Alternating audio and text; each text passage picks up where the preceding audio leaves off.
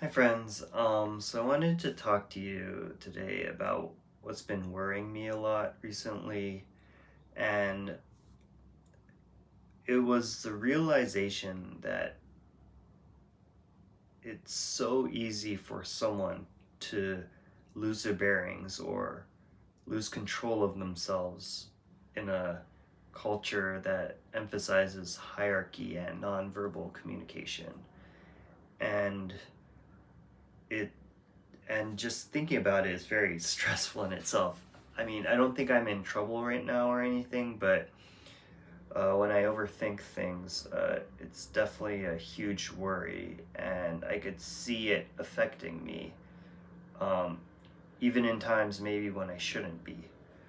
Uh, and what I mean by that is that in such a culture, firstly, there is a huge expectation for conformity to the culture. And for those who don't conform, they, of course, get rejected. This isn't unique to my company at all. It's normal across any company anywhere in the world, any culture. But I think there's a layer of difficulty when uh, you don't understand how to navigate the nonverbal communication, I think. And so, and then I guess me being in my position as a potential future owner of the company, that also adds an extra layer, deservedly so, but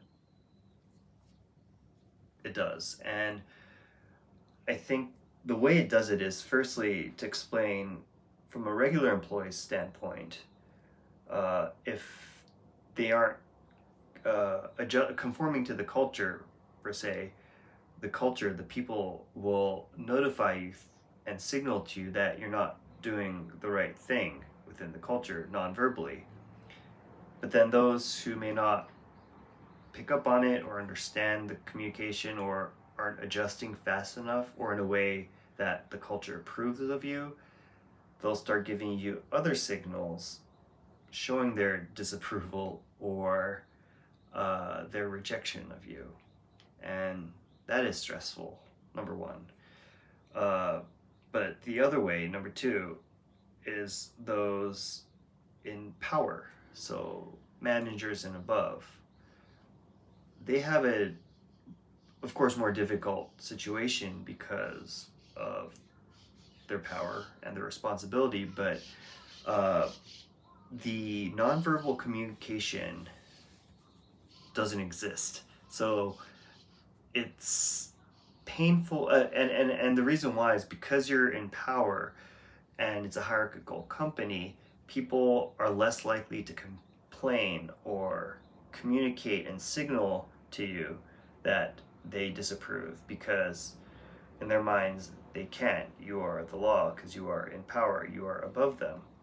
So if anything, you get the silent treatment where you're not even given cues to figure out how to that you're doing something wrong or how to adjust.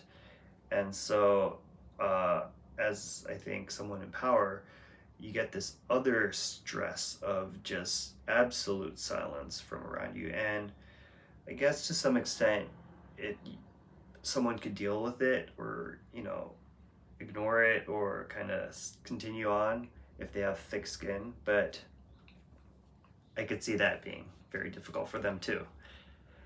And then the third situation I feel like is kind of me, where I also have a layer of difficulty and stress because I'm like a regular employee with because I don't have power and I'm still learning and I'm still kind of groveling, trying to figure things out at the bottom.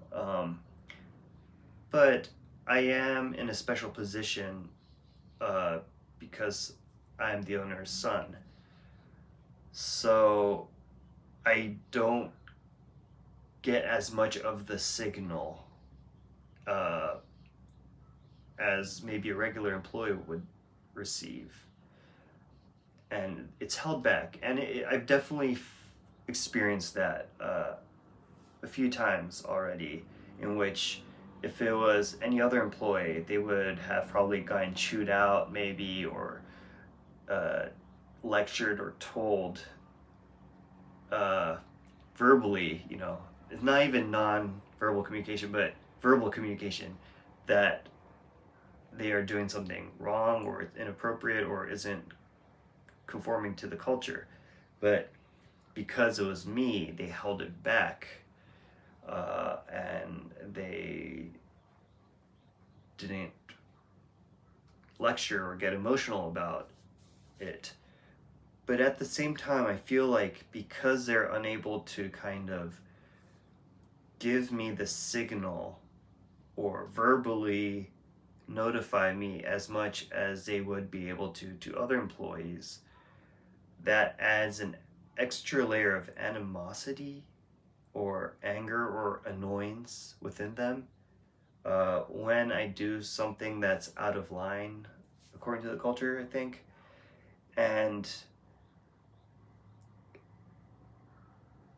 I need to be careful is, I guess, the conclusion. I mean, I've had people already tell me that if I'm not careful, people won't talk to me anymore. And so I guess that's kind of more of the treatment of the manager, where it just becomes dead silent if I'm not doing wrong. But I'm still in a position where people are able to kind of signal to me, but it's signals that are held back because of who I am, which, I don't know, it's just really weird and stressful and annoying sometimes, which I just really need to kind of tune in and read the air more and figure out how best to communicate in a way they could understand, and so that I could get feedback, or I'll have a way to reach out to get a response. And I think it's a balance of everything, but I think one of the best ways I'll be able to navigate this is to continue to show effort. I think that is something they're able to understand, and also show results, because that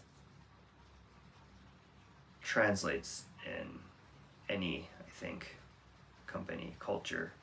But I guess it has to be results that they approve and conforms to the culture to some extent, or that they're okay adjusting to. So maybe I need to be careful with the results I show, but these are things I need to think about. And I'm a people pleaser in the first place, even before this whole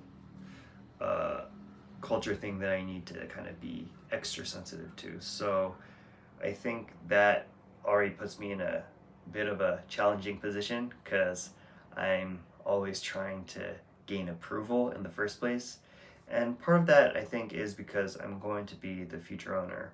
So I want to be able to connect with the people. I want people to accept me.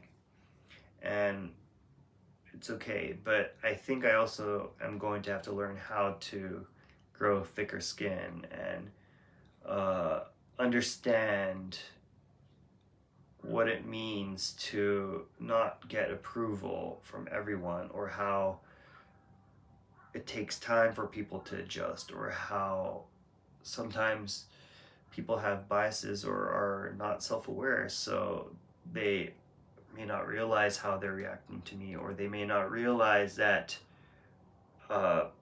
they aren't happy with what I'm doing, or they are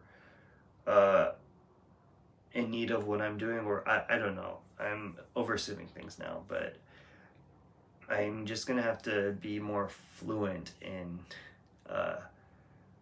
reading people and understanding people, and so that's gonna be the challenge I'll be working on.